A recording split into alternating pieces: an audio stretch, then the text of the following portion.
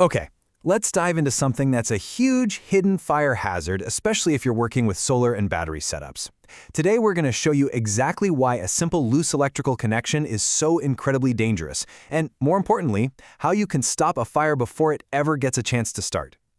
So take a look at this. It's just a bolt, right? A simple, loose connection in what most people think of as a safe, low-voltage system. Could this really start a fire?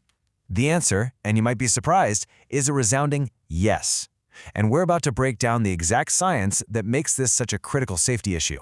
You know, most of us are taught to be really careful around high-voltage AC electricity, the kind that's in our walls. And that's good, but there's this really common, really dangerous misconception that low-voltage DC systems, like your battery bank, are basically harmless. Well, I'm here to tell you that couldn't be further from the truth. So, what's really going on here? What's the secret? Well, it isn't the voltage. That part is low. The real danger, the thing you have to watch out for, comes from the incredibly high current, or amperage, that these systems can push. And to really get that, we need to talk about one little thing: resistance. Okay, think of electricity like water flowing through a pipe. A perfect, tight connection, that's a nice, wide, clear pipe. Water flows through with no problem. But a loose connection, well, that's like a sudden pinch or a big blockage in that pipe. It creates opposition, and that's what we call resistance. And when all that electrical current has to fight its way through that resistance, it generates heat, and I mean a lot of it. Now, here it is. This is the secret code that explains all the danger, the formula for how heat gets generated. P is power, or the heat we're worried about. R is the resistance from that pesky loose connection. But look closely at I. That's the current, and notice it's squared. That little 2 is everything. It means current has an exponential impact on heat. So if you double the current, you don't just get double the heat. No, you quadruple it. And this right here gets to the absolute core of the issue. We've all been trained to think high voltage equals high danger. But in these DC battery systems, which can push huge amounts of current, the real risk, the real fire starter, is the amperage.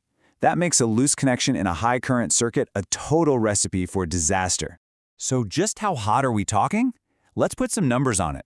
A massive 100 amp current, which is pretty common in these systems, passing through a tiny resistance of just 0.01 ohms, that generates 100 watts of heat. To put that in perspective, that's as hot as one of those old-school incandescent light bulbs that you can't even touch. It's more than enough to melt plastic insulation and start a serious fire. All right, so theory is one thing, but let's actually see this stuff in action. We're going to walk through a really simple, systematic process to find and fix these hidden hotspots before they even think about becoming a real problem. So here's our 5-step playbook. First, you start with a simple visual inspection.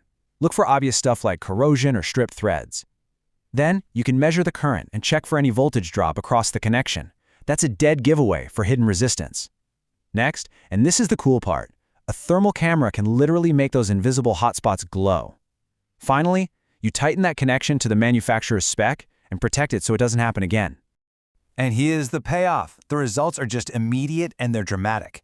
Before tightening, a thermal camera would light up like a Christmas tree, showing a dangerous hotspot, and your multimeter would show a significant voltage drop. But after just tightening the connection to the proper torque spec, boom, the temperature goes right back to normal and the voltage drop completely disappears. The danger is gone. It's that simple. Fixing a problem is good, for sure, but preventing it from ever happening? That's way better. This isn't about just a one-time fix. It's about building a long-term mindset of proactive maintenance to make sure your system stays safe and efficient for the long haul. So where should you be looking? Well, these are the usual suspects. Corrosion is a huge one, right alongside improperly tightened lugs. And get this, that means both too loose and too tight. Yep, you can actually over-tighten a connection, damage the terminal, and create a brand new point of failure. Oh, and make sure to check those hidden connections inside junction boxes. Just because you can't see them doesn't mean they're okay. And here's how you stay ahead of the game. A torque wrench? That's not a luxury, it's absolutely essential for getting the tightness exactly right.